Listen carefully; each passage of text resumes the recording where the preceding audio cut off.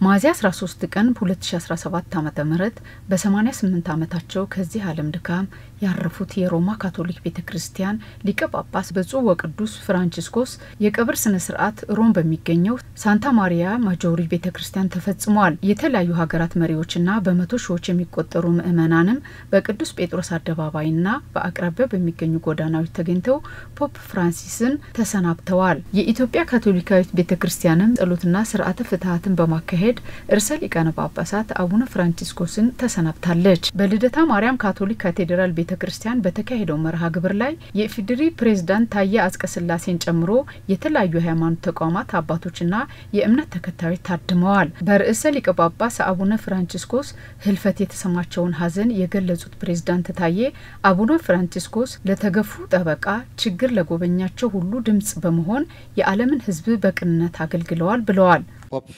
ፍራንሲስ እጅግ በመንፈሳዊ አባትነታቸው ለግፉአን ጠበቃ በመሆናቸው በዓለም ዙሪያ መከራ ለጎበኛቸው ሁሉ ጠበቃ፣ ድምጽ ለሌላቸው ድምጽ በመሆን ለ12 ዓመታት ዓለምንም የዓለምንም ህዝብ በቅንነት በበጎነት አገልግለዋል። እኒህ ታላቅ አባት በተለይ ጦርነት በጎበኛቸው ሰላም ባጡ አካባቢዎች ሁሉ ፈጥኖ ደራሽ ነበሩ። በኢትዮጵያና በኤርትራ መካከል እርቀ ሰላም ሲፈጸም የመጀመሪያ የበረከት ድምጽ ያሰሙት አቡነ ፍራንቺስኮስ ስለመሆናቸው ያስታወሱት ፕሬዝዳንት ታዬ በተለይም በጎረቤት ሀገር ደቡብ ሱዳን ሰላም እንዲሰፍን ከፍ ያለ አስተዋጽኦ ማድረጋቸውን አስታውሰዋል። በደቡብ ሱዳን ተፋላሚ ወገኖች በተከታታይ የሰላምን መንገድ ባልዋጁበት ጊዜ እኒህ ታላቅ አባት በተዋጊዎች እግር ወድቀው ለምነዋል። ይህን ያረገ ማን ነው? የለም።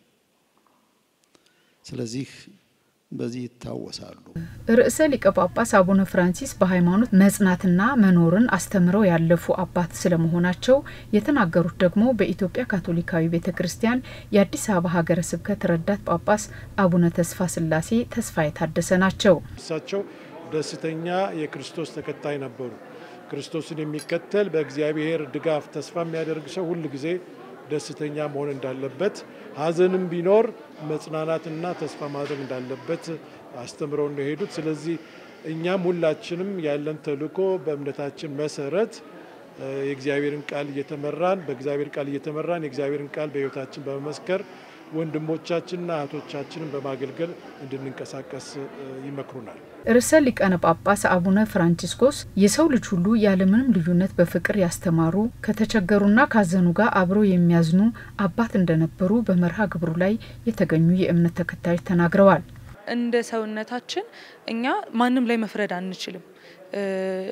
እኔ ማን ነኝ ብለዋል እሳቸው ራሱ ሲናገሩ እኔ ማን ነኝ ማን ላይ መፈርደው እና እኛም እንደ ሰውነታችን ማንም ላይ መፍረድ አንችልም፣ ማንም ሰው ላይ መፍረድ አንችልምና ለዛ ሰው ይልቁንም ጸሎት ማድረግ ይልቁንም መቅረብ ይልቁንም ያንን ሰው እንደ ሰው ማቅረብ ነው ያለብን ብዬ ነው ማስበው። እስረኞችን፣ ስደተኞችን፣ ተፈናቃዮችን ዝቅ ብለው የሚያገለግሉ አባት ነበሩና የሳቸው ከዚህ ዓለም ድካም ማረፍ ትልቅ ማጣት ነው። እኔም የሰላም ጉዳዮች ላይ ትኩረት አድርጌ ከሳቸው የተማርኩትን ጦርነት እንደማይጠቅም ጦርነት እንደማይበጅ ለሰዎቹም ለወጣቶቹም እሱን ነገሮች እያስተማርኩኝ እኔም የሳቸውን ብዙ ነገር የተማርኩት ነገር አለ።